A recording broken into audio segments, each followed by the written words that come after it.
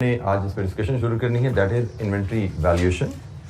इसका बेसिक्स पे हमने कल बात कर ली थी कि हम इसमें पढ़ने क्या जा रहे हैं, तो आज हम इस पे भी डिस्कशन स्टार्ट करते हैं। जी, सबसे पहले हमें इन्वेंट्री का सिस्टम समझने की ज़रूरत है कि इन्वेंट्री सिस्टम वर्क कैसे करता है। वैल्यूएशन तो बाद में हमारे साथ इन्वॉल्व हो जाएगी। तो सबसे पहले इसकी सिग्निफिकेंस है जी कि इन्वेंट्री सिस्टम की हमें ज़रूरत क्यों है, क्योंकि मटेरियल कॉस्ट एक सिग्निफिकेंट पोर्शन होता है। That's why we need to have a system in place. क्यों?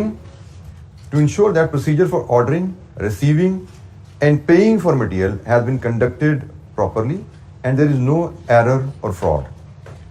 मटेरियल जो कि एक अहम कंपोनेंट ऑफ कॉस्ट है, सिग्निफिकेंट कंपोनेंट ऑफ कॉस्ट है, तो हमारे पास ऐसा सिस्टम होना चाहिए अच्छा, ताकि हम जिस मटेरियल ऑर्डर करने के वक्त हमसे कोई गलती ना हो, मटेरियल जब हम रिसीव करें हमसे उस वक्त कोई गलती ना हो, मटेरियल जब यूज़ करें उसके लिए पेमेंट करें सप्लायर को, हमारे स्टाफ से हमारे सिस्टम में कोई गलती ना हो, ताकि मटेरियल कॉस्ट जो सिग्निफिकेंट पोर्शन है वो एक्यूरेटली हमारी फाइनेंशियल स्टेटमेंट्स में, प्रॉफिट लॉस में और स्टेटमेंट ऑफ फाइनेंशियल पोजीशन में रिफ्लेक्ट हो। हमें सिर्फ गलती से नहीं बचना चीज़ों की वसूली में, इशू में, पेमेंट में, हमें यह भी इंश्योर करना है कि record of purchases for the financial accounts वो भी प्रॉपरली मेंटेन किए जाए, क्योंकि हमने जो परचेजेस करेंगे मटेरियल, जो हमने इशू करना है और जो इन हैंड रह जाएगा वो सारा हमारा फाइनेंशियल स्टेटमेंट पर रिफ्लेक्ट होना होता है। तो हमें ये तमाम रिकॉर्ड को बड़ी एहतियात से रिकॉर्ड करने की ज़रूरत है। सिर्फ परचेजेस को रिकॉर्ड नहीं करना, उसकी जो कॉस्ट है उसको भी हमें ध्यान से रिकॉर्ड करना है। एंड फाइनली हमें फिजिकल कंट्रोल भी इन्वेंट्री के ऊपर रखना होता है। हम जो कह रहे हैं हमें एक सिस्टम की ज़रूरत है, उस सिस्टम की ज़रूरत क्यों है? ताकि हमारी ऑर्डरिंग, रिसीविंग और उसकी पेमेंट्स के इशू सिस्टम जो है तरीक़ेकार ध्यान से चले, गलतियां ना हो। हमें रिकॉर्ड क्यों हमें सिस्टम क्यों बनाना है? ताकि जो मटेरियल खरीद रहे हैं वो सिस्टम में हम सही तरीके से उसको रिसीट को रिकॉर्ड कर सकें, जो मटेरियल यूज़ करेंगे हम उसको सही तरीके से उसकी कॉस्ट रिकॉर्ड कर सकें। And finally we need to ensure physical control of the material to ensure they are not misused, there is no pilferage, there is no theft. हमें इन चीज़ों का ख्याल रखने के लिए फिजिकल कंट्रोल भी रखना होता है। तो ये जनाब reasons to have a good system over materials, because material is a significant cost and we need to exercise certain control over it. तो हम मटेरियल के सिस्टम को थोड़ा सा समझते हैं कि मटेरियल सिस्टम वर्क कैसे करता है। ये स्लाइड मुझे क्यों लगता है कि शायद नोट्स में इस डिटेल में अवेलेबल नहीं है। I will share it with you on the, जी बेटा,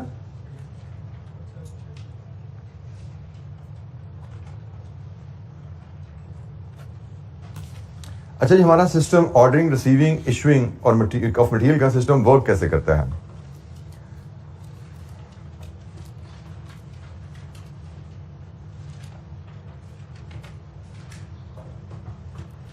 सबसे पहले प्रोडक्शन डिपार्टमेंट को जब भी वर्किंग ऑर्डर वसूल होता है, हमने डिस्कशन पढ़ी थी, प्रोडक्शन डिपार्टमेंट को जब भी ऑर्डर वसूल होता है तो उस ऑर्डर के अगेंस्ट प्रोडक्शन स्टार्ट करने के लिए सबसे पहले वो एक मटेरियल की रिक्वेस्ट भेजता है स्टोर डिपार्टमेंट को। तो प्रोडक्शन डिपार्टमेंट रिक्वायर करता है न्यू मटेरियल कि जी मेरे पास ऑर्डर है, मुझे 50 डेस्क बनाने हैं, मुझे इसके लिए इतनी लकड़ी, इतना कपड़ा, इतना पाइप चाहिए। स्टोर डिपार्टमेंट को मटेरियल की रिक्वेस्ट भेजी जाती है। स्टोर डिपार्टमेंट के पास अगर तो मटेरियल अवेलेबल हो वो इशू कर देगा, लेकिन स्टोर डिपार्टमेंट के पास अगर मटेरियल अवेलेबल नहीं है वो परचेज डिपार्टमेंट से रब्ता करता है कि जी मुझे मटेरियल की खरीदने की ज़रूरत है। मटेरियल की रिक्वेस्ट कब देता है स्टोर डिपार्टमेंट? ये हमारा अगला चैप्टर इन्वेंट्री मैनेजमेंट का, उस पर हम मजीद डिस्कस करेंगे। बट फिलहाल फ्लो क्या है? प्रोक्योरमेंट डिपार्टमेंट स्टोर डिपार्टमेंट से मटेरियल डिमांड करेगा, मटेरियल स्टोर डिपार्टमेंट से मटेरियल डिमांड करेगा। अगर स्टोर डिपार्टमेंट के पास मटेरियल ऑलरेडी पड़ा हुआ है तो वो उसको इशू कर देगा डिमांड के मुताबिक। अगर नहीं अवेलेबल तो परचेज डिपार्टमेंट से रब्ता किया जाता है। परचेज डिपार्टमेंट स्टोर डिपार्टमेंट की रिक्वेस्ट के ऊपर परचेज ऑर्डर फॉर्म बनाता है जो कि सप्लायर को भेज दिया जाता है, और उसकी एक कॉपी अकाउंट्स डिपार्टमेंट को, एक कॉपी स्टोर डिपार्टमेंट को भेज दी जाती है। स्टोर डिपार्टमेंट ने इसने कहा जी मुझे मटेरियल खरीद के दें, इसने परचेज ऑर्डर बनाया, परचेज ऑर्डर सप्लायर को भेजा गया, इसकी एक कॉपी अकाउंट्स डिपार्टमेंट को भेजी गई, इसकी एक कॉपी दोबारा स्टोर डिपार्टमेंट को भेज दी गई, ताकि उसको पता लग जाए कि भाई आपकी रिक्वेस्ट के मुताबिक ऑर्डर प्लेस हो गया है। और हर डॉक्यूमेंट जो बनाया जाता है, जैसे यहाँ पे जो डॉक्यूमेंट बनता है इसको हम स्टोर इशू रिक्वेस्ट कहते हैं। जो डॉक्यूमेंट यहाँ पे बनाया जाता है ये स्टोर इशू रिक्वेस्ट है जो स्टोर डिपार्टमेंट को पास ऑन की गई कि जी हमें कुछ चीज़ें चाहिए स्टोर से इशू की जाएं। फिर यहाँ से जो डॉक्यूमेंट रेज किया जाता है, जो आगे पास ऑन किया जा रहा है, इसको परचेज रिक्वेस्ट कहा जाता है। परचेज रिक्वेस्ट कहा जाता है कि भाई हमें कुछ चीज़ें परचेज करने की ज़रूरत है, हमें परचेज करके दी जाए। परचेज डिपार्टमेंट जो डॉक्यूमेंट जनरेट कर रहा है वो परचेज ऑर्डर फॉर्म है जो सप्लायर को भेजा जा रहा है, उसकी कॉपी अकाउंट्स डिपार्टमेंट को भेजी जा रही है और रिसीविंग डिपार्टमेंट को, स्टोर डिपार्टमेंट को भी चीज़ें भेजी जा रही हैं। इसके बाद जनाब सप्लायर वो हमारी लाइन में इन्वॉल्व होता है। सप्लायर गुड्स भेजता है along with goods delivery note. Supplier एक डॉक्यूमेंट बनाता है डिलीवरी नोट, ये सप्लायर स्टोर डिपार्टमेंट को चीज़ें भेजता है। डिलीवरी नोट क्या होता है? डिलीवरी नोट पे गुड्स की डिटेल होती है कि हम ऑर्डर के मुताबिक ये चीज़ें इतनी क्वांटिटी में आपको भेज रहे हैं। स्टोर डिपार्टमेंट के पास से गुड्स की ट्रांसपोर्ट आएगी, ट्रक आएगा जिसमें गुड्स लोडेड होंगी और साथ ट्रांसपोर्ट का जो ड्राइवर होगा वो डॉक्यूमेंट लेके आएगा जिसमें गुड्स की डिटेल होगी। स्टोर डिपार्टमेंट इन डिटेल के मुताबिक गुड्स को वेरीफाई करेगा और साइन कर देगा, हाँ जी good received in order, driver को वापस दे दी उसने। ये एक तरह का रिकॉर्ड है सप्लायर के पास कि goods in what quantity have been delivered to the buyer. ये बायर का डिपार्टमेंट है ना, स्टोर डिपार्टमेंट बायर का है, तो ये सप्लायर के पास प्रूफ चला जाता है कि भाई ये डॉक्यूमेंट्स हमने डिलीवर कर दी हैं। सप्लायर बाद वे करेगा क्या? इस प्रूफ के साथ परचेज ऑर्डर लगाएगा, इस प्रूफ के साथ इनवॉइस लगाएगा। वो अपनी invoice with the purchase order and with this proof वो फाइनेंस डिपार्टमेंट को भेजता है पेमेंट के लिए। परचेज ऑर्डर किस लिए लगाएगा सप्लायर? कि भाई आपकी कंपनी से ये एक ऑर्डर आया था, उसके मुताबिक ये गुड्स मैंने स्टोर में भेज दी हैं, आपके बंदे ने वसूल भी करनी है और ये मेरा बिल है जो मेरा आपसे एग्रीड रेट है उसके मुताबिक। तो चूंकि आपके परचेज ऑर्डर के अगेंस्ट गुड्स मैंने डिलीवर कर दी हैं जिसका सबूत भी साथ लगा हुआ है, तो मुझे पेमेंट रिलीज की जाए टर्म्स के मुताबिक। सो डिलीवरी नोट के साथ परचेज ऑर्डर और इनवॉइस ये चीजें सप्लायर अटैच करके अकाउंट्स डिपार्टमेंट को भेज देगा फॉर पेमेंट। अच्छा जी, डिलीवरी नोट सप्लायर से जब गुड्स स्टोर को मिली तो स्टोर एक डॉक्यूमेंट बनाता है good receive note. Good receive note ये एक कंपनी की डॉक्यूमेंट है, स्टोर जिसने गुड वसूल की वो बनाता है कि मुझे क्या क्या चीजें कितनी कितनी क्वांटिटी में वसूल हुई हैं। तकरीबन जैसे वैसी ही चीजें जैसे ये इसको सप्लायर ने बना के भेजा था, क्या क्या चीजें कितनी क्वांटिटी में आपको भेज रहा हूं, लेकिन ये डॉक्यूमेंट तो वापस चलेगी सप्लायर के पास। ये कंपनी की इंटरनल डॉक्यूमेंट होती है जो स्टोर डिपार्टमेंट बनाता है, जिसको हम गुड रिसीव नोट कहते हैं कि जी मुझे किस सप्लायर से क्या क्या आइटम की कितनी कितनी क्वांटिटी वसूल हुई है और ये परचेज डिपार्टमेंट को चीज भेज दी जाती है और परचेज डिपार्टमेंट भी ये डॉक्यूमेंट इसकी जो कॉपी है यहाँ पे शायद कनेक्ट नहीं मैं कर पा रहा, कॉपी इसकी यहाँ भेजी जाती है, गुड रिसीव नोट की कॉपी भी अकाउंट्स डिपार्टमेंट में भेजी जाती है। अब दोबारा एक दफा फ्लो देखिए क्या बना। परचेज डिपार्टमेंट ने, प्रोडक्शन डिपार्टमेंट ने स्टोर इशू रिक्वेस्ट कि मुझे ऑर्डर के लिए चीजें चाहिए, स्टोर डिपार्टमेंट को भेजी उसने। प्रोडक्शन डिपार्टमेंट ने store issue request store department को भेजी। स्टोर डिपार्टमेंट के पास अगर चीजें होती तो वो इशू कर देता है, नहीं होती तो वो परचेज रिक्वेस्ट जनरेट करके परचेज डिपार्टमेंट को भेजता है। परचेज डिपार्टमेंट इस रिक्वेस्ट के अगेंस्ट परचेज ऑर्डर फॉर्म बनाता है जो सप्लायर को भेजा जाता है, जिसकी कॉपी एक अकाउंट्स डिपार्टमेंट में और एक कॉपी स्टोर डिपार्टमेंट को भेज दी जाती है। अकाउंट्स डिपार्टमेंट को परचेज ऑर्डर भेजने का मकसद, इसमें लिखा होगा कि हमने किस सप्लायर को कितनी क्वांटिटी किस प्रोडक्ट की ऑर्डर की है और अंदाजन उस ऑर्डर की वैल्यू क्या बनेगी, क्योंकि जनरली सप्लायर अप्रूव्ड होते हैं और अप्रूव्ड सप्लायर से हर प्रोडक्ट के रेट भी एग्रीड होते हैं। तो मैं जब किसी सप्लायर को ऑर्डर प्लेस करता हूं एज अ परचेज ऑफिसर तो मुझे पता होता है कि अंदाजन मेरा बिल क्या बनेगा, क्योंकि मेरे रेट्स एग्रीड हैं, उनसे एग्रीमेंट हमारे हुए होते हैं। सो purchase department purchase order accounts department को इसलिए देता है कि भाई कल को ये चीजें आएंगी तो कुछ दिनों बाद इनकी पेमेंट करनी होगी, पैसों का बंदोबस्त करके रखना, क्योंकि अकाउंट्स डिपार्टमेंट फाइनेंस डिपार्टमेंट ने पैसों का भी बंदोबस्त करना होता है सप्लायर को पेमेंट के लिए। इसको इंटीमेशन गई कि चीजें भेजो, इसको इंटीमेशन गई कि पेमेंट का बंदोबस्त करो, इसको इंटीमेशन गई भी कि आपने जो रिक्वेस्ट भेजी थी उस पर अमल हो गया। एक डॉक्यूमेंट 3 जगह गया। इस डॉक्यूमेंट पे सबसे पहले काम करेगा सप्लायर, ऑर्डर के मुताबिक चीजें तैयार करेगा और साथ एक डिलीवरी नोट लगा के आपकी स्टोर डिपार्टमेंट को भेज देगा। स्टोर डिपार्टमेंट डिलीवरी नोट पे साइन करेगा, गुड्स वसूल करके सप्लायर को डिलीवरी नोट वापस चला गया। स्टोर डिपार्टमेंट फिर अपनी एक डॉक्यूमेंट बनाता है गुड रिसीव नोट, जो कि परचेज डिपार्टमेंट को भी जाता है और इसकी कॉपी अकाउंट डिपार्टमेंट को जाती है। अब स्टोर डिपार्टमेंट के पास जो चीज़ें चाहिए थी वो पहुंच गई हैं। स्टोर डिपार्टमेंट ये चीज़ें प्रोडक्शन में भेजेगा, काम सिलसिला चल पड़ा यहाँ पे। लेकिन अभी एक फाइनल ट्रांजैक्शन रह गई है अकाउंट्स डिपार्टमेंट की। अकाउंट्स डिपार्टमेंट ने सप्लायर को पेमेंट भी तो करनी है ना। हमने परचेज ऑर्डर प्लेस किया, हमें गुड्स डिलीवर होगी, अब उनकी पेमेंट भी होनी है। अब अकाउंट्स डिपार्टमेंट के पास देखिए क्या क्या चीज़ें आई। एक उसके पास परचेज ऑर्डर आया, उसकी कॉपी आई परचेज डिपार्टमेंट से। एक उसके पास सप्लायर से चीज़ें आई, डिलीवरी नोट भी है, परचेज ऑर्डर भी है और इनवाइस भी है। और एक इसके पास ये गुड रिसीट नोट भी आ गया है इंटरनली। ये परचेज ऑर्डर की कॉपी यहां से डायरेक्ट इसको आई हुई है, परचेज ऑर्डर की कॉपी यहां से भी आ गई। यहां से सिर्फ परचेज ऑर्डर अगर आ रहा हो तो इश्यू अकाउंट्स डिपार्टमेंट को क्या चीजें देखनी है। सबसे पहली चीज कि जी जो चीजें खरीदी गई हैं क्या वो हमारी कंपनी ने ही ऑर्डर की थी, तो इसलिए उसको सबसे पहले अपने परचेज डिपार्टमेंट से डॉक्यूमेंट चाहिए कि भाई आपने ऑर्डर प्लेस किया था, ये पेमेंट अरेंज करने के लिए वो ऑलरेडी आ चुका है, लेकिन उस पर अप्रूवल्स होती हैं, परचेज ऑर्डर पे अप्रूवल्स होती हैं। कंपनी की पॉलिसी के मुताबिक हम चाहते हैं गलत चीज हम ना खरीदें, जितनी चीज चाहिए उतनी खरीदें। ऐसा नहीं कि जिसका दिल चाहे उठ के ऑर्डर कर देते हैं। हर डिपार्टमेंट में 2-3 लोगों की हायरार्की होती है। एक स्टोर से परचेज ऑफिसर होगा, एक उसका परचेज सुपरवाइजर होगा, एक उसका परचेज मैनेजर होगा। तो परचेज ऑर्डर में भी परचेज मैनेजर के सिग्नेचर के साथ आएगा, ऑफिसर बनाएगा उसको, मैनेजर उसको अप्रूव करेगा, फिर इधर आएगा। तो अकाउंट्स डिपार्टमेंट देखता है जी हमें जो परचेज ऑर्डर आया वो मैनेजर ने अप्रूव किया था, उसकी मर्जी से ऑर्डर इशू हुआ है, गलत ऑर्डर तो नहीं इशू हो गया, रेट हमारे ठीक थे, सारे वो चेक करते हैं कि भाई परचेज ऑर्डर हमारे सिस्टम के मुताबिक है। फिर सप्लायर ने डिलीवरी नोट भेजा हमें कि भाई परचेज, फिर अकाउंट्स डिपार्टमेंट क्या देखता है इस ऑर्डर के मुताबिक चीजें डिलीवर हो गई हैं। ये भी जरूरी है, जो मांगा था वही मिला ना भाई। ऐसा तो नहीं हमने 2 चीजें मांगी थी, हमें 4 चीजों का बिल भेज दिया, 4 चीजें डिलीवर कर दी हैं, जितनी चीजें मांगी थी वही गई हैं।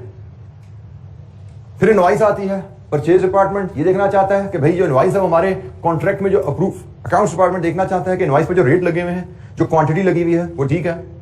और फिर डिलीवरी नोट जो अकाउंट्स डिपार्टमेंट किया है वो तो है सप्लायर का डॉक्यूमेंट। सप्लायर ने कहा जी मैंने ये चीजें भेज दी हैं, आल्दो आपके स्टोर के इंचार्ज के उसके साइन भी हैं कि मैंने वसूल भी किए हैं, बट अकाउंट डिपार्टमेंट को हमारी कंपनी का अपना डॉक्यूमेंट चाहिए कि हमारे सिस्टम में चीजें रिकॉर्ड भी हो गई हैं।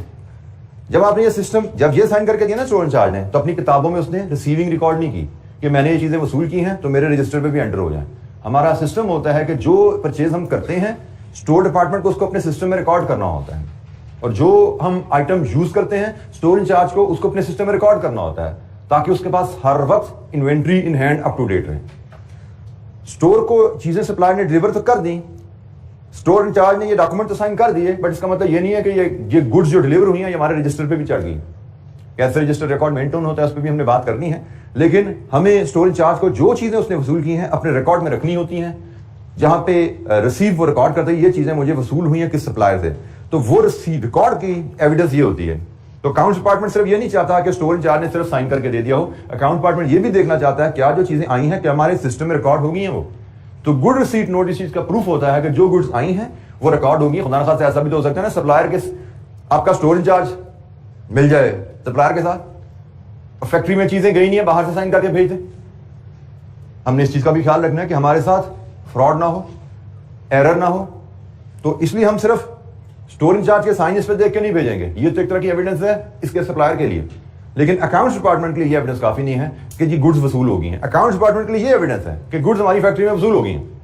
वो इस एविडेंस के बाद अब वो पेमेंट प्रोसेस करेगा। उसको पता लग गया परचेज ऑर्डर अप्रूव था, उसको पता लग गया स्टोर इंचार्ज ने सप्लायर को रिसीविंग दी हुई है, उसको पता लग गया इनवाइस पे रेट्स हमारे कॉन्ट्रैक्ट के मुताबिक लिखे हुए हैं। अकाउंट डिपार्टमेंट को पता लग गया जो गुड्स परचेज ऑर्डर के मुताबिक डिलीवर हुई वो हमारे सिस्टम में भी रिकॉर्ड हो चुकी हैं। तो परचेज ऑर्डर रेज हुआ, गुड्स डिलीवर हुई, गुड्स आपके फैक्ट्री में सिस्टम में रिकॉर्ड भी हो गई हैं। अब अकाउंट्स डिपार्टमेंट इसकी पेमेंट को प्रोसेस करने की पोजीशन में है। तो ये एक ओवरऑल इन्वेंट्री का फ्लो है, और हर स्टेज पे आपके 2-3 ऑफिसर इन्वॉल्व होते हैं हर डिपार्टमेंट में। स्टोर इंचार्ज भी जब परचेज, इवन यहां से हम कह लेते हैं जब इश्यू रिक्वेस्ट रेज होगी प्रोडक्शन डिपार्टमेंट की तरफ से स्टोर डिपार्टमेंट को, तो इश्यू रिक्वेस्ट में भी जो प्रोडक्शन डिपार्टमेंट का सुपरवाइजर है वो साइन करेगा, और प्रोडक्शन डिपार्टमेंट का जो हेड है, मैनेजर है, वो इस रिक्वेस्ट को अप्रूव करेगा। हाँ जी मुझे परचेज इस वर्किंग प्रोसेस नंबर 1 के अगेंस्ट इतनी लकड़ी इतना पाइप चाहिए। स्टोर इंचार्ज में भी ऐसे ही होगा, ऑफिसर बनाएगा, मे बी मैनेजर साइन करेगा, और आगे इवन अकाउंट्स डिपार्टमेंट में भी यही होने वाला है कि यहाँ पे भी 2-3 लोग बैठे चेक कर रहे होंगे कि ये सारी चीजें ऑर्डर आ गई हैं, क्या ये पेमेंट प्रोसेस करने के लिए हम रेडी हैं। फाइनल अप्रूवल इसकी भी कोई अप्रूविंग अथॉरिटी मैनेजर या CFO दे रहा होगा, हाँ जी पेमेंट के लिए आप इसको प्रोसेस करें। तो ये एक बेसिक सा फ्लो है इन्वेंट्री का जो किसी एक इदारे में चलेगा। Ordering, receiving and issuing. Ordering, issuing and receiving का प्रोसीजर कैसे काम करता है। बीच में मैंने थोड़ा सा पेमेंट को भी टच कर लिया कि पेमेंट भी कैसे काम करती है। जी, एनी क्वेश्चन, कोई सवाल। मटेरियल एक इंपॉर्टेंट मेजर कॉस्ट कंपोनेंट है। वी नीड टू इंश्योर कि हम उसकी ऑर्डरिंग, रिसीविंग और इशुइंग को प्रॉपरली कंट्रोल करके चलें, एक सिस्टमैटिक वे के तहत चलें, ताकि हमसे कोई एरर ना हो और हमारे साथ कोई फ्रॉड ना हो। हम एरर और फ्रॉड से बचने के लिए जिम्मेदारियां लगाएंगे लोगों की, हम डॉक्यूमेंट्स बनाएंगे डिफरेंट स्टेजेस पे और उन डॉक्यूमेंट्स को ध्यान से फिल करके, अप्रूव करके, चेक करके फिर हम आगे चलते हैं। जी, कोई सवाल। इन्वेंट्री का सिस्टम। जी बेटा, जी सीक्वेंस बेटा ऐसे ही जैसे मैंने आपको फ्लो में समझाया कि किस तरह पहले क्या काम होगा फिर क्या होगा, ऐसे ही चलेगा।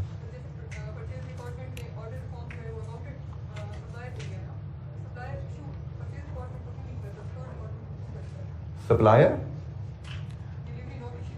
बेटा, सप्लायर डिलीवरी नोट उस डिपार्टमेंट को दे रहा है, दे नहीं रहा, सिर्फ साइन के लिए भेजे उसने कि भाई गुड्स वसूल करो और डॉक्यूमेंट साइन करके मुझे वापस कर दो। तो गुड्स तो परचेज डिपार्टमेंट वसूल नहीं करता ना, गुड्स तो स्टोर में जाती है, गोदाम में जाती हैं। परचेज डिपार्टमेंट का काम परचेज ऑर्डर इशू करना है, गुड्स रिसीव करना, गुड्स को स्टोर करना स्टोर डिपार्टमेंट, वेयर हाउस का काम होता है। ठीक है, तो सप्लायर को इंस्ट्रक्शन ही है कि भाई गुड्स आपने हमारे वेयर हाउस में भेजनी है, हमारे स्टोर में भेजनी है, जहां पे जो हमारा इंचार्ज होगा वो आपको रिसीविंग दे देगा। ठीक है जी, एनी अदर क्वेश्चन, कोई और सवाल। जी बेटा, जी बेटा, जूम आउट करूंगा तो फिर कंप्लीट ही रहेगा। जी, एनी क्वेश्चन, कोई सवाल।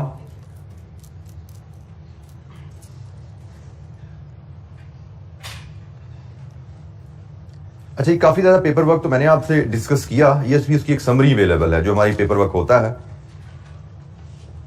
मैंने डॉक्यूमेंट काफी ज्यादा तो बोलता गया आपके साथ, लेकिन एक दफा इसकी समरी हम डिस्कस करें तो एक जैसे मटेरियल इशू रिक्विजिशन है, ये प्रोडक्शन डिपार्टमेंट बनाता है, स्टोर डिपार्टमेंट को भेजता है। इसमें इंफॉर्मेशन क्या रिक्वायर्ड है, इसमें authorization to release goods, update store record, ये दो इंफॉर्मेशन इसमें रिक्वायर्ड होती हैं।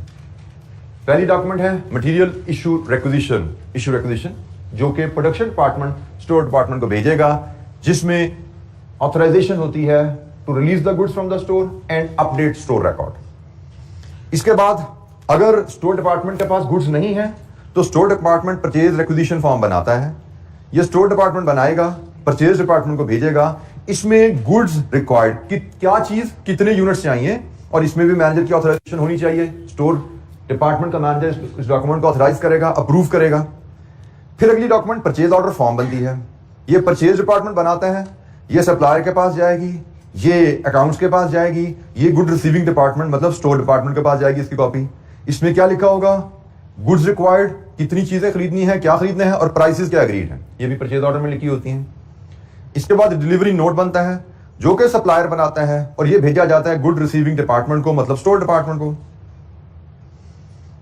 इसमें क्या लिखा होगा, check of goods delivered against order form, कि भाई हमने आपको ऑर्डर के अगेंस्ट गुड्स डिलीवर की हैं, चेक करके साइन कर दो इसको, this is required on this document. इसके बाद गुड रिसीव्ड नोट बनता है जो कि स्टोर डिपार्टमेंट बनाता है, परचेजिंग डिपार्टमेंट को ये भेज देता है, लेकिन जैसे मैंने कहा इसकी कॉपी हम अकाउंट्स डिपार्टमेंट को भी भेजते हैं, या बाद का परचेज डिपार्टमेंट को फिर अकाउंट्स डिपार्टमेंट को फॉरवर्ड कर देता है। ये क्या है, verification of good received to enable payment, good receive होगी है, पेमेंट को एग्जीक्यूट किया जा सकता है, अब ये इसका मकसद होता है।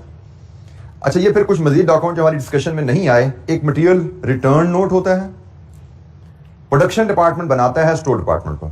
मटेरियल रिटर्न नोट क्या बताता है कि जी हमने आपसे 50 डेस्कों के साथ से लकड़ी, पाइप, कपड़ा इशू करवाया था, लेकिन देयर आर टू पॉसिबिलिटीज कि हमारा ऑर्डर बाद में 40 डेस्कों का रह गया, तो कुछ मटेरियल बच गया, वापस कर रहे हैं हम आपको, या जो हमने मंगवाया था उसमें से कुछ बच गया है जो हम वापस कर रहे हैं। सो इशू रिक्वेस्ट क्या है कि प्रोडक्शन डिपार्टमेंट को मटेरियल दिया जाए, और रिटर्न नोट क्या है, प्रोडक्शन डिपार्टमेंट से मटेरियल वापस लिया जाए। तो जब भी प्रोडक्शन डिपार्टमेंट मटेरियल वापस करेगा स्टोर डिपार्टमेंट को एक्सेस होने की वजह से, रिटर्न नोट डॉक्यूमेंट बनाया जाता है। इसमें क्या होगा, details of goods return to store department और साथ ही स्टोर डिपार्टमेंट में रिकॉर्ड कर लिया जाएगा। जब गुड्स डिलीवर होंगी और गुड रिसीव नोट बनाया जाएगा तो मटेरियल में आप अपडेट करके स्टॉक में ऐड कर लोगे चीजें। आप इसमें से मटेरियल इशू करोगे तो आप अपने स्टॉक में से चीजें कम कर दोगे, स्टोर इंचार्ज वाला बंदा कम कर देगा। मटेरियल आपको वापस आ गया, आप फिर अपना रिकॉर्ड अपडेट कर दोगे, फिर ऐड कर लोगे उसमें, ठीक है। और आखिरी एक और डॉक्यूमेंट यहां पे जो लिस्ट में लिखा हुआ है, दैट इज ट्रांसफर नोट। बात का होता क्या है कि एक डिपार्टमेंट ए है, एक डिपार्टमेंट बी है, दोनों में अपने अपने ऑर्डर आए में काम हो रहा है। डिपार्टमेंट ए के पास कोई चीज सरप्लस हो गई है जिसकी डिपार्टमेंट बी को जरूरत है, तो बजाय से डिपार्टमेंट ए स्टोर को वापस करे, बी फिर स्टोर से ले, एक ट्रांसफर नोट बना लिया जाता है कि हमने जो मटेरियल लिया था आपसे, डिपार्टमेंट ए कहेगा कि हमने जो मटेरियल लिया था आपसे डेस्कों के लिए, उसमें से कुछ कपड़ा ज्यादा हो गया था और डिपार्टमेंट बी को जरूरत है, हमने उसको ट्रांसफर कर दिया। मकसद क्या है कि मटेरियल कितना यूज हो रहा है, कहां यूज हो रहा है, वो डॉक्यूमेंटेड रहे। मटेरियल जहां भी यूज होगा, जिस प्रोडक्ट में भी यूज होगा, it will make a major component of its cost. जिस प्रोडक्ट में भी यूज होगा उसका एक मेजर कंपोनेंट कॉस्ट का बनता है। तो हम चाहते हैं कि ये प्रॉपरली रिकॉर्ड होता रहे। हम हर प्रोडक्ट की कॉस्ट में जो मटेरियल कंज्यूम्ड है वो सारा रिकॉर्ड हो। जैसे हमने इशू तो स्टोर रिकॉर्ड में आ रहा है, हमने मटेरियल प्रोडक्शन डिपार्टमेंट ए को भेजा डेस्कों के लिए, लेकिन सारा डेस्कों में यूज नहीं हुआ, कुछ डिपार्टमेंट बी में यूज हुआ है, तो it must be recorded then, ताकि ऐसा ना हो कि हम सारा मटेरियल डेस्कों की कॉस्ट में डाल दें तो डेस्कों की कॉस्ट ओवरस्टेट हो जाएगी। अगर डिपार्टमेंट ए ने डेस्कों के लिए जो मटेरियल लिया था उसमें से कुछ मटेरियल उसने सरप्लस होने की वजह से डिपार्टमेंट बी को चेयर्स बनाने के लिए ट्रांसफर कर दिया है, तो हमें उसको रिकॉर्ड करने की जरूरत है ताकि चेयर्स की कॉस्ट भी ठीक रहे, डेस्क की कॉस्ट भी ठीक रहे। तो इसलिए हर स्टेज पे जैसे जैसे मटेरियल मूव होता है उसके लिए डॉक्यूमेंट बना के उसको रिकॉर्ड किया जाता है। तो ये जनाब कुछ समरी ऑफ डॉक्यूमेंट्स ही, कौन बना, क्या डॉक्यूमेंट्स हैं, कौन बनाएगा, किसको भेजी जाएंगी, उनमें जनरली इंफॉर्मेशन क्या होगी। Goods transfer between department, update store records. जी एनी क्वेश्चन, कोई सवाल? जी बेटा।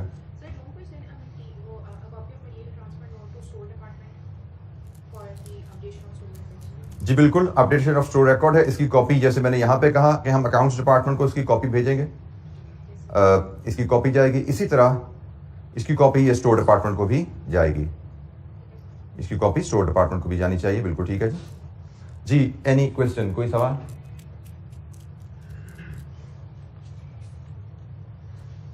अच्छा जी, हमने अभी तक जो बात की कि इन्वेंट्री से रिलेटेड हमें ऑर्डरिंग, रिसीविंग और इशूइंग से रिलेटेड एक अच्छा सिस्टम बनाने की जरूरत है, जिसमें हमें काफ़ी ज़्यादा डॉक्यूमेंट्स यूज़ करने चाहिए ताकि इन्वेंट्री की हर लेवल पे रिकॉर्डिंग हो सके। हम उसकी ऑर्डरिंग को एक्यूरेटली रिकॉर्ड करें, एग्जीक्यूट करें, हम उसकी रिसीविंग को एक्यूरेटली एग्जीक्यूट और रिकॉर्ड करें, हम उसकी इशूइंग को, उसकी पेमेंट्स को, हम सब काम एक्यूरेटली कर रहे हों। तो उसके लिए हमने कुछ प्रोसीजर फ्लो पढ़ा और कुछ डॉक्यूमेंट्स हैं जो की डॉक्यूमेंट्स हैं जो यूज होते हैं इन्वेंट्री सिस्टम में, उनको डिस्कस किया। हमें एग्जाम में इट्स नॉट नेसेसरी कि हमसे कहा जाएगा कौन कौन से डॉक्यूमेंट बनाए जाते हैं, उनकी लिस्ट बनाओ, कौन बनाता है, किसको इशू करता है। I don't think this will be required from us in the exam, लेकिन देयर इज अ पॉसिबिलिटी कि एक एग्जाम में क्वेश्चन आएगा जिसमें इनमें से डिफरेंट डॉक्यूमेंट्स की टर्म यूज की जाएंगी कि कंपनी ने ये डॉक्यूमेंट बनाया, वो बनाया, ये किया, वो किया, और वो कहानी में जोड़ दिए जाएंगे। तो अगर हम डॉक्यूमेंट्स का मकसद नहीं समझते तो शायद आप कहानी नहीं समझ पाओगे, और कहानी नहीं समझोगे तो फिर सवाल को शायद सही तरह अटेम्प्ट नहीं कर पाओगे। ठीक है, सो हर चीज जो हम पढ़ते हैं वो इसलिए नहीं होती कि as it is copy paste होनी है एग्जाम में। हम चीजें, ज्यादातर चीजें इसलिए पढ़े होते हैं कि उन चीजों में हमारे लिए कुछ इन्फॉर्मेशन होती है, और वो इन्फॉर्मेशन हमारे लिए एग्जाम क्वेश्चन की अंडरस्टैंडिंग के लिए रिक्वायर्ड होती है। तो हमने हर चीज को इसलिए नहीं पढ़ना कि भाई सवाल में एग्जाम में लिखने को आएगा तो पढ़ लो, अगर एग्जाम में ये नहीं कॉपी पेस्ट करना तो पढ़ने की जरूरत नहीं है। This is not the concept of reading. Reading का मतलब है कुछ नॉलेज, कुछ इन्फॉर्मेशन हमें यहाँ से मिलेगी जो कि हम एग्जाम के क्वेश्चन में हमारी अंडरस्टैंडिंग में हेल्प करेगी। क्वेश्चन हम अच्छी तरह समझेंगे तो उसका जवाब बेहतर और सही दे पाएंगे। जी एनी क्वेश्चन, कोई सवाल? अच्छा जी, इन्वेंट्री की टाइप्स, हम इन्वेंट्री वैल्यूएशन की बात कर रहे हैं, तो सबसे पहले इन्वेंट्री की टाइप्स पे हम बात करते हैं कि कितनी तरह की इन्वेंट्रीज होती हैं जिनको हमें देखना है, जिनसे हमें डील करना है। Primarily there are 4 types of inventories. 3 जरा मेजर टाइप्स हैं, चौथी भी छोटी मोटी टाइप आती है। तो सबसे पहले रॉ मटेरियल।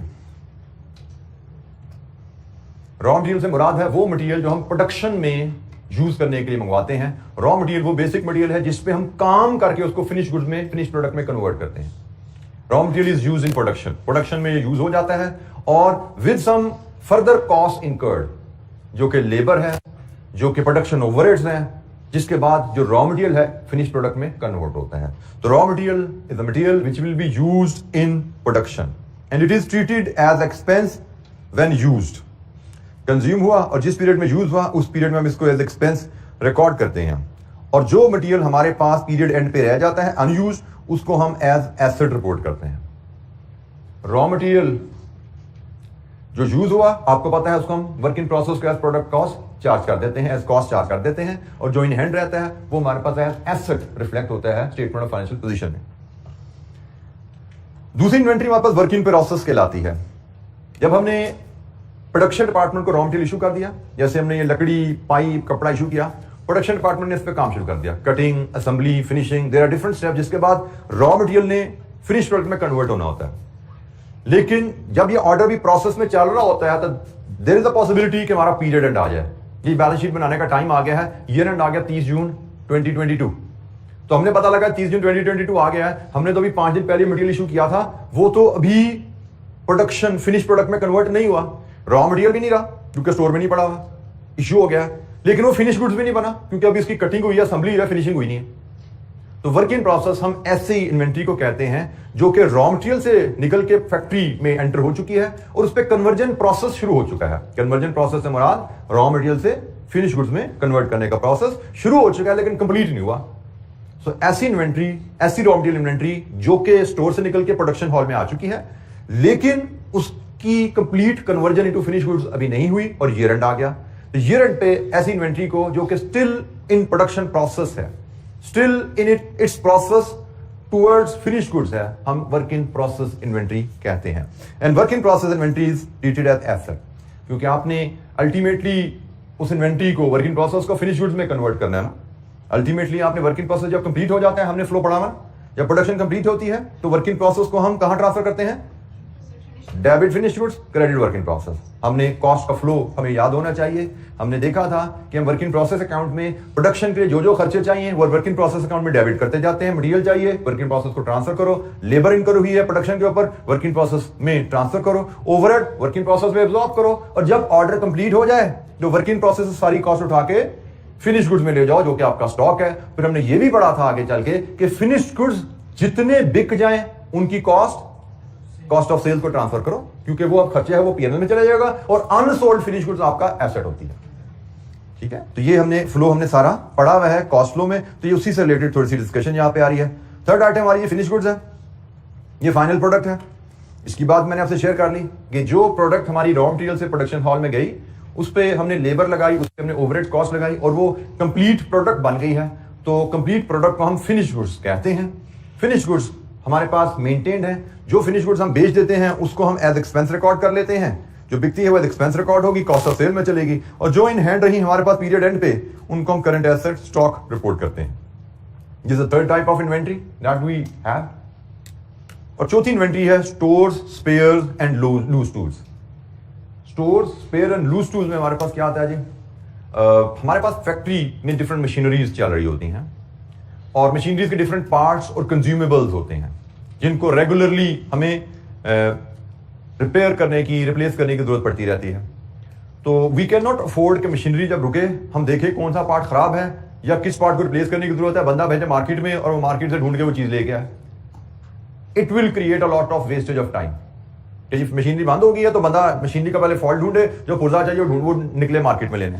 तो नॉर्मली ऑर्गेनाइजेशन क्या होती है, करती हैं, उन्होंने मशीनरी को स्टडी किया होता है उन्होंने, और उसके हिसाब से उन्होंने अपनी कुछ पार्ट्स की रिक्वायरमेंट पहले ही डिटरमिन करके अपने पास रखी होती है। क्योंकि नॉर्मली मशीन ऑपरेटर्स को, इंजीनियर्स को पता होता है कि अभी कितने घंटे चलने के बाद कौन सा पार्ट बदलना पड़ेगा, कितने घंटे के चलने के बाद कौन सा पार्ट गड़बड़ करेगा। तो stores, spares and loose tools.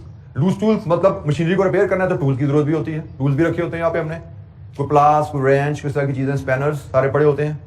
Store and spare से मराद यही चीजें जो मैं बोल रहा हूं कि लुब्रिकेशन ऑयल पड़ा होगा, कोई किसी के नट्स पड़े होंगे, किसी के गियर्स पड़े होंगे, किसी को केबल्स पड़ी होंगी, किसी को एक्सल्स पड़े होंगे जो मशीनरी में हमारे यूज होते हैं। तो उनको हम store, spare and loose tools कहते हैं। जब खरीदे हमने अपने पास रखे हैं वो हमारे एसेट हैं, और जब हम यूज कर लेंगे वो हमारा एक्सपेंस हो जाएगा, और पीरियड एंड पे जो अनयूज रह गए वो हमारे एसेट है।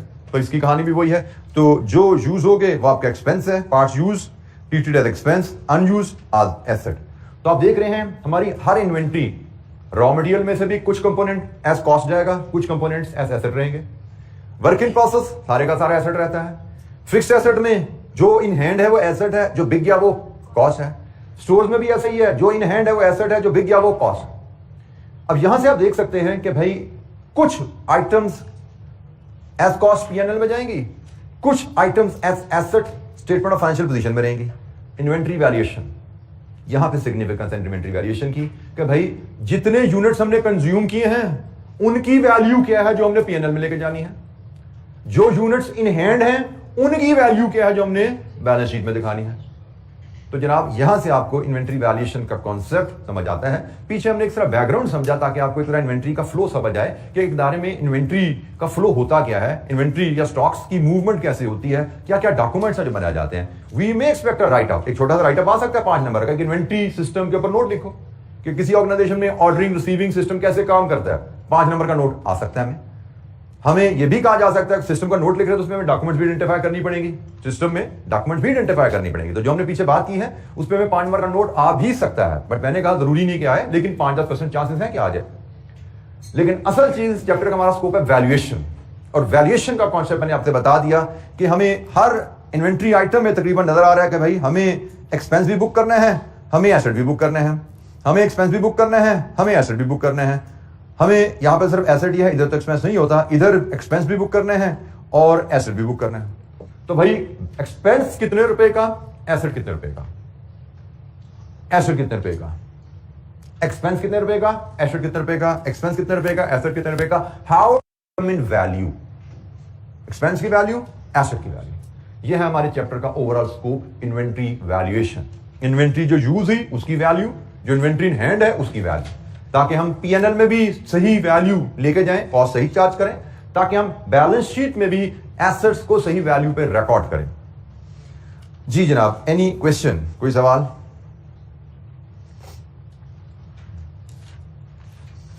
इन्वेंट्री वैल्यूएशन हमें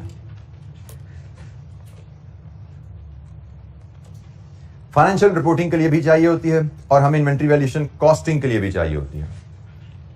फाइनेंशियल रिपोर्टिंग में पीएनएल भी बनना है, फाइनेंशियल रिपोर्टिंग में बैलेंस शीट भी बननी है। तो एक्सपेंस पीएनएल में जाना है, एसेट बैलेंस शीट में जानी है। तो फाइनेंशियल रिपोर्टिंग के लिए भी इन्वेंट्री वैल्यूएशन रिक्वायर्ड है। इन्वेंट्री वैल्यूएशन कॉस्टिंग के लिए भी चाहिए। कॉस्टिंग में हमने कॉस्ट पर यूनिट कैलकुलेट करनी होती है ना, तो कॉस्ट पर यूनिट में मटेरियल यूज भी तो आता है, डायरेक्ट मटेरियल यूज भी तो प्रोडक्ट कॉस्ट का हिस्सा है ना। तो अगर हम कॉस्टिंग में पीएनएल नहीं भी बना रहे, आल्दो हमने देखा था पिछले चैप्टर में कि हम कॉस्टिंग में भी पीएनएल बना सकते हैं मार्जिनल के तहत, अब्जॉर्प्शन के तहत, लेकिन पीएनएल को छोड़ भी दें तो प्राइमरी मकसद कॉस्टिंग का क्या है, कॉस्ट पर यूनिट कैलकुलेट करना। तो कॉस्ट पर यूनिट जब हम डेस्क की निकाल रहे हैं तो डेस्क में मटेरियल भी यूज हुआ है, तो हमें जो मटेरियल यूज हुआ है उसकी वैल्यू चाहिए। इन्वेंट्री वैल्यूएशन, मटेरियल यूज की वैल्यू हमें चाहिए, ठीक है। तो हमें इन्वेंट्री वैल्यूएशन का असूल फाइनेंशियल रिपोर्टिंग के लिए भी रिक्वायर्ड है, कॉस्टिंग के लिए भी रिक्वायर्ड है। अब हम इन्वेंट्री वैल्यूएशन के प्रिंसिपल की तरफ चलने जा रहे हैं। अभी हमने सिर्फ बैकग्राउंड एस्टैब्लिश किया है, डिफरेंट टाइप्स की इन्वेंट्रीज किया है और हमें इन्वेंट्री वैल्यूएशन की जरूरत क्यों पड़ती है। एनी क्वेश्चन, कोई सवाल? इन्वेंट्री का सिस्टम हमने डिस्कस किया, हमने डिफरेंट टाइप्स ऑफ इन्वेंट्री पे बात की और हमने इन्वेंट्री वैल्यूएशन की जरूरत क्यों हमें पेश आती है उस पर बात की। कोई सवाल? अच्छा जी, इन्वेंट्री का असूल क्या है? फाइनेंशियल स्टेटमेंट में इन्वेंट्री का असूल है कि inventory shall be valued at lower of cost और एनआरवी। इन्वेंट्री की कॉस्ट से क्या मुराद है और इन्वेंट्री की एनआरवी से क्या मुराद है, हमें अब इसको थोड़ा समझना है। हमें अकाउंटिंग का प्रिंसिपल कहता है कि inventory must be measured in financial statement at lower of cost और एनआरवी। आपने फाइनेंशियल स्टेटमेंट में इन्वेंट्री को जो रिकॉर्ड करना है, फाइनेंशियल स्टेटमेंट से मुराद पीएनएल भी होती है, फाइनेंशियल स्टेटमेंट से मुराद बैलेंस शीट, फाइनेंशियल स्टेटमेंट से मुराद तमाम स्टेटमेंट्स, ठीक है जी, जिसमें पीएनएल है, बैलेंस शीट है, और भी स्टेटमेंट्स होती हैं, लेकिन फिलहाल हम इन्हीं 2 स्टेटमेंट्स का नाम लें अगर, तो कलेक्टिवली ग्रुप ऑफ स्टेटमेंट्स को हम फाइनेंशियल स्टेटमेंट्स कहते हैं। तो जनाब फाइनेंशियल स्टेटमेंट्स में हमें जब भी इन्वेंट्री को रिकॉर्ड करना है, प्रिंसिपल है inventory should be recorded at lower of cost और एनआरवी, और ये प्रिंसिपल हमें दिया हुआ है फाइनेंशियल स्टेटमेंट की जो हम बात कर रहे हैं। ये हमारे अकाउंटिंग स्टैंडर्ड्स हैं, इन टर्म से by now you should be familiar.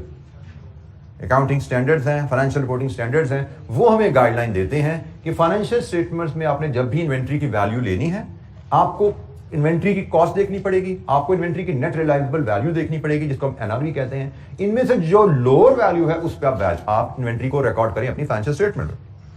अब इन्वेंट्री की कॉस्ट क्या है, इन्वेंट्री की एनआरवी क्या है और हम कैसे इसमें फैसला करेंगे, इस प्रिंसिपल को थोड़ा सा हम डिस्कस करेंगे। पहले हम जरा एनआरवी को डिस्कस कर लें। कॉस्ट पे बात हम बाद में करते हैं। NRV, NRV is the amount that can be obtained by from disposing of the inventory in the normal course of business less any further cost that will be incurred in getting it ready for the sale और disposal. NRV, एक stock की NRV क्या है, ये depend करता है कि उस स्टॉक को बेच के आप कितने पैसे जेब में ला सकते हो। This is meant by net realisable value. एक है रियलाइजेबल वैल्यू, एक है net realisable value. For example, मेरे पास स्टोर में ये लकड़ी की शीटें पड़ी हुई हैं, मेरे पास शीटें जो पड़ी हुई हैं, लेट्स अज्यूम एक शीट की मैं एनआरवी जानना चाहता हूं, तो मैंने पता किया ये शीट मार्केट में बेचने जाऊं कितने की बिकेगी, तो जनाब सेल वैल्यू मैंने पता की, वो पता लगा जी 100 रुपया है। ये सेल वैल्यू है, या इसको आप रियलाइजेबल वैल्यू भी कह सकते हो। This is realisable value. लेकिन साथ ही मुझे यह भी पता लगा कि जिस कस्टमर ने इसकी 100 रुपये ऑफर लगाई है, वो कहता है जी ये 100 रुपये मैं दूंगा, लेकिन मेरे गोदाम में पहुंचाओगे फिर 100 रुपया दूंगा। इसका मतलब गोदाम में पहुंचाने का तो खर्चा भी लगेगा ना, क्योंकि वो तो 4 किलोमीटर दूर है। तो मैंने हिसाब लगाया जनाब, इसमें से तो 10 रुपया ट्रांसपोर्ट कॉस्ट निकल जाएगी मेरी। This is NRV, net realisable value. Net मुझे इस एक शीट का कितना मिलेगा, 90 रुपए। This is net realisable value. Cost क्या है उसमें बाद में आते हैं, फिलहाल नेट रियलाइजेबल वैल्यू से मुराद हम देख लें वो क्या है। कॉस्ट जनरली स्पीकिंग हमें पता है, कॉस्ट से मुराद होता है कभी खरीदी कितने की चीज। जनरली स्पीकिंग हमें कॉस्ट का मतलब थोड़ा सा जो पता है कि चीज खरीदी कितनी की, मजीद इसको एलैबोरेट हम करते हैं, लेकिन फिलहाल कॉस्ट खरीदी कितनी की चीज। एनआरवी बिक के जेब में नेट पैसा कितना आता है, net of any associated cost. जी बेटा, रेजिडुअल वैल्यू। जी बेटा, जी बेटा ऐसा ही है। रेजिडुअल वैल्यू की भी जब हम बात करें तो रेजिडुअल वैल्यू किस कॉन्टेक्स्ट में बेटा आप सीखना चाह रहे हैं? हमारी क्लास में ये डिस्कस टर्म हुई नहीं, मैं इसलिए इस पे कमेंट करते हुए थोड़ा सा इस पे जा रहा हूं मैं। R1 में आपने रेजिडुअल वैल्यू कैपिटल एसेट के कॉन्टेक्स्ट में पढ़ी थी।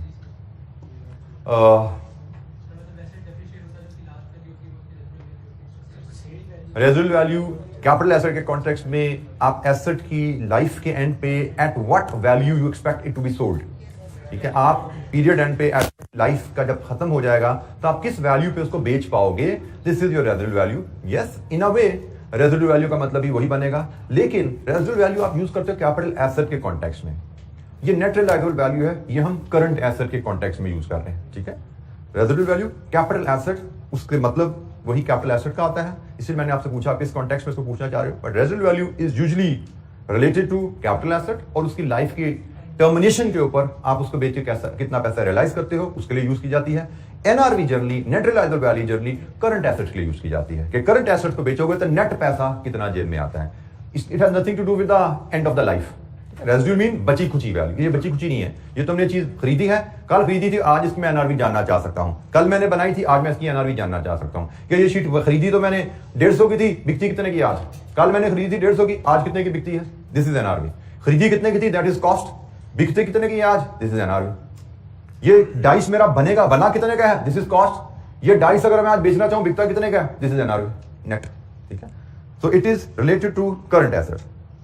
तो जनाब हमने एनआरवी की डेफिनेशन पढ़ी, और एनआरवी के जनरली गाइडलाइन भी ले लो। NRV is usually higher than cost unless product is damage और ऑब्सोलीट। एनआरवी जनरली हायर ही होगी, और हमारी इन्वेंट्री चूंकि एनआरवी और कॉस्ट में से लोअर पे वैल्यू होती है, तो हम जनरली इन्वेंट्री को कॉस्ट पे लेके जा रहे होंगे unless our product is damage. जब एक प्रोडक्ट डैमेज है तो फिर उसकी एनआरवी कॉस्ट से कम होती है। फॉर एग्जाम्पल, मैं ये डाइस बना रहा हूं, मैंने ये डाइस बनाया, इसको बनाने पे मेरी कॉस्ट आई 100 रुपया। अब मैंने ये बनाया 100 रुपए का है, तो नेचुरली मैंने इसको बनाया है प्रॉफिट पे बेचने के लिए। मैं इसको 100 रुपए का तभी बनाऊंगा ना जब इसको मैं 100 रुपए से हायर वैल्यू पे बेच के मुनाफा कमा सकूं। तो असूलन इस डाइस की कॉस्ट, अगर मेरी प्रोडक्शन कॉस्ट 100 है तो इसकी एनआरवी 100 से ज्यादा होनी चाहिए, क्योंकि मैंने इसको बनाया ही तब है, बनाया ही इसलिए फॉर प्रॉफिट बेचने के लिए, तो एनआरवी इसकी ज्यादा होनी चाहिए। लेकिन अगर बना के जब मैंने इसको स्टोर में रखा, इसमें क्रैक आ गया, डैमेज हो गया, तो अब जाकर ये डैमेज हो गया तो फिर तो इसकी पूरी प्राइस को नहीं ना देगा, फिर तो जरूरी नहीं मुझे मुनाफा भी मिले, क्योंकि बनाया तो था मैंने पूरी प्राइस पे बेचने के लिए, बट पूरी प्राइस तब मिलती जब बिल्कुल ठीक हालत में होता। अब तो ये डैमेज हो गया तो इसकी तो मुझे पूरी प्राइस नहीं मिलेगी। नाउ इज द प्रोबेबिलिटी, क्योंकि मेरी प्रोडक्ट डैमेज हो गई है, अब प्रोबेबिलिटी है कि मुझे ये कॉस्ट से भी कम दामों पे बेचना पड़े। तो usually NRV is higher than the cost unless product is damage. Obsolete से मुराद आउटडेट होगी, आउट ऑफ फैशन होगी।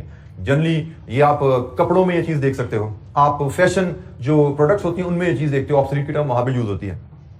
और हमें ऑब्सोलीट के रेफरेंस अगर आप कभी देखो, कभी आपका मॉल में जाने का इत्तेफाक हो, तो कुछ प्रोडक्ट की एक्सपायरी में जब 2-3 दिन रह जाते हैं तो कोई 1/4 प्राइस पे बेच रहे होते हैं, जो कि शायद कॉस्ट से भी कम होती है। तो वो क्योंकि वो ऑब्सोलीट होने वाली हैं, अनयूजेबल होने वाली हैं, तो इसलिए वो उसको सस्ते दामों बेच रहे होते हैं। सो एनआरवी जनरली हायर होगी, लेकिन एक्सेप्शन सिचुएशन जब प्रोडक्ट डैमेज है या ऑब्सोलीट है तो एनआरवी कम भी हो सकती है। जी एनी क्वेश्चन, कोई सवाल? एनआरवी क्या है?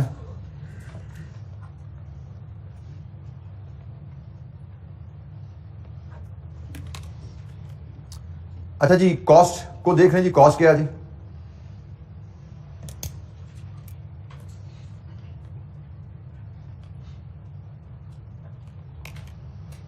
रॉ मटेरियल की कॉस्ट आपका अकाउंटिंग स्टैंडर्ड आपको बताता है कि रॉ मटेरियल की कॉस्ट में आप क्या क्या चीजें शामिल करेंगे।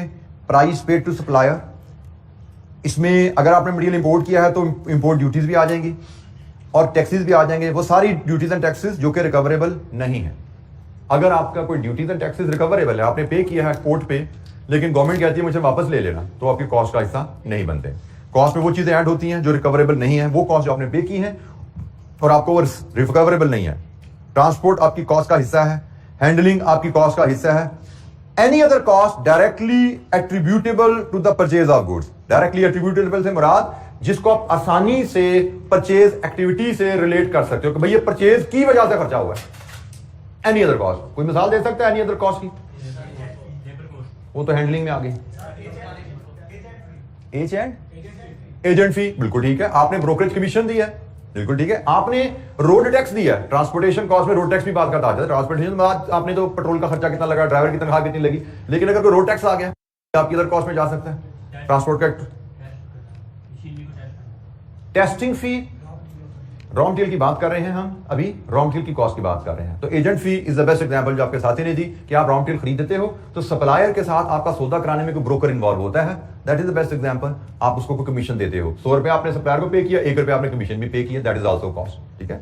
तो ये चीजें आपको स्टैंडर्ड ने बताई हैं। हाँ, अगर आपको कोई डिस्काउंट मिला है वो आप लेस करेंगे। अगर आपको रिबेट मिली है, डिस्काउंट आपको सप्लायर देता है, रिबेट आपको कोई और अथॉरिटी देती है, यूजुअली गवर्नमेंट, ठीक है। And other similar items are deducted in term in the cost. तो आपकी जेब से गया क्या और उसके खरीदने की वजह से अगर कोई कमी आपको मिली है वो आप लेस करते हो। ये आपकी रॉ मटेरियल कॉस्ट की IAS 2 के मुताबिक डेफिनेशन है जो फाइनेंशियल अकाउंटिंग में भी आपको पढ़ाई जाएगी। कॉस्ट ऑफ रॉ मटेरियल क्या होती है, एनआरवी को हम डिस्कस कर चुके हैं। ये अब हम बात कर रहे हैं कॉस्ट क्या होती है। वर्क इन प्रोसेस की कॉस्ट में रॉ मटेरियल की कॉस्ट शामिल होगी जो इस्तेमाल हुआ प्रोडक्ट बनाने के लिए, प्लस डायरेक्ट लेबर जो प्रोडक्ट पे आप इस्तेमाल कर चुके हो, एंड प्रोडक्शन ओवरहेड जो आप इनकर कर चुके हो to the extent of work done. For example, आपने मटेरियल इशू किया वर्क इन प्रोसेस के लिए 100 रुपए का मटेरियल आ गया जी, ओके जी। आपने लेबर काम किया, आपने 5 आवर्स 10 रुपीज के हिसाब से 50 रुपीज की। अभी काम खत्म नहीं हुआ, आपका पीरियड एंड आ गया है। शायद इसको कंप्लीट करने के लिए आपको 5 नहीं 10 घंटे लगाने थे, लेकिन अभी सिर्फ 5 घंटे लगे थे लेबर के, तो ईयर एंड आ गया, अकाउंट्स बनाने हैं। तो अकाउंट्स बनाते हैं, हम देखते हैं भाई कंप्लीट तो नहीं हुई, फैक्ट्री में माल पड़ा हुआ है, इसकी कॉस्ट क्या है, मटेरियल कितना इशू किया था, लेबर कितनी लगी है, और ओवरहेड कितने अब्जॉर्ब करेंगे, जितने घंटे लगे हैं उस हिसाब से ओवरहेड भी अब्जॉर्ब करो। लेट्स अज्यूम हमारा रेट है 5 रुपए, तुमने कहा जी 25 रुपए अब्जॉर्ब कर लो, तो 175 हमारी इन्वेंट्री की कॉस्ट है, वर्क इन प्रोसेस इन्वेंट्री की कॉस्ट। ये कंप्लीट नहीं है, हमें पता है कंप्लीट करने के लिए मैं 10 घंटे लगाने थे, तो ये भी 10 घंटे लगने थे, फिर कंप्लीट होना था, लेकिन अभी 5 घंटे लगे हैं, अकाउंटिंग पीरियड खत्म हो गया। तो अकाउंटिंग पीरियड खत्म हो गया तो कितना खर्चा लगा है to the extent of work done, जितना काम किया है उसके साथ तो कॉस्ट निकाल लो। तो ये जी वर्क इन प्रोसेस की कॉस्ट है। फिनिश गुड्स की कहानी भी बिल्कुल वर्क इन प्रोसेस जैसी है, बट फर्क क्या है, इसमें टोटल कॉस्ट लग चुकी है। Cost of raw material plus direct material and production overhead in converting raw material into finish goods. तो फिनिश गुड्स में आपने क्या किया होगा कि भाई मटेरियल 100 का लगा था, लेबर 10 घंटे पूरी लग गई है 100 की, ओवरहेड भी 10 घंटे का पूरा है, तो आप कर लो। तो ये जनाब वही प्रोडक्ट अगर फिनिश हो जाती है तो उसकी कॉस्ट 250 रुपए आप रिकॉर्ड करोगे अपने पास। अनफिनिश्ड है 175 रुपए ले गए, अभी कंप्लीट नहीं हुई प्रोडक्ट, फिनिश हो चुकी है तो भाई इस पे ये इतना खर्चा लगा है, 250 रुपए इसकी कॉस्ट है। Cost of raw material, cost of work in process, cost of finish goods and finally store spares and loose tools. इसका असूल भी वही है जो रॉ मटेरियल में कहानी पड़ी है, यही कहानी store spares and loose tools पे भी अप्लाई होती है, इनकी कॉस्ट डिटरमिन करना। तो हमने असूल पढ़ा इन्वेंट्री वैल्यूएशन का। हम जिस भी इन्वेंट्री को वैल्यू करना चाहते हैं उसकी कॉस्ट देखना चाहेंगे, उसकी एनआरवी देखना चाहेंगे और हर इन्वेंट्री की कॉस्ट वर्सेस एनआरवी कंपेयर करेंगे। व्हिचएवर इज लोअर उस पे हम इन्वेंट्री वैल्यू को रिकॉर्ड करते हैं। मजीद इस पे डिस्कशन और इलस्ट्रेशंस कल करेंगे। आज का टाइम हमारा ज्यादा डिस्कशन में ही गुजरा है। जो न्यूमेरिकल वाले काम है वो कल से इंशाअल्लाह इस चैप्टर के हमारे शुरू हो जाएंगे, जिसमें इन्वेंट्री वैल्यूएशन पे और डिटेल डिस्कशन हमारी शुरू हो जाएगी इंशाअल्लाह। ठीक है जी। तो आज हमने सिर्फ सिस्टम्स पे बात की और कुछ थ्योरेटिकल कॉन्सेप्ट पे बात की है। तो कल से इंशाअल्लाह हम न्यूमेरिकल्स पे डिस्कशन स्टार्ट कर रहे होंगे। अच्छा, आई बिन मैंने कल अनाउंसमेंट आपसे कर दी थी ना कि हमारा फ्राइडे सैटरडे की क्लासेस अवेलेबल होगी ऑनलाइन आपको यूट्यूब पे। ठीक है, तो आज के लिए इतना ही। Thank you very much. अस्सलाम वालेकुम।